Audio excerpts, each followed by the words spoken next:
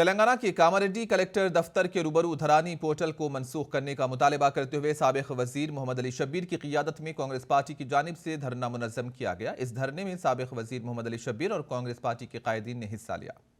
इस मौके पर मोहम्मद अली शब्बीर ने मुनसिफ टीवी से बात करते हुए तेलंगाना हुकूमत से मुतालबा किया कि वो धरानी पोर्टल को मनसूख करे और किसानों के कर्जेजात को भी माफ़ करने पर जोर दिया गया।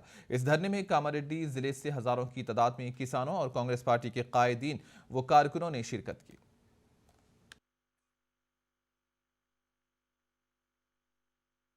क़यादत में कामारेड्डी में धरनी पोर्ट्रेट और जो 1 लाख रुपए का लोन वेव करने का और ज़मीनों की इशू पे बड़ा धरना हुआ, बहुत कामयाब धरना हुआ।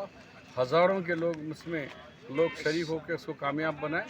मैं आपके ज़रिए तमाम कामारेड्डी डिस्ट्रिक्ट से आए हुए जुक्कल से, बांसवाड़ा से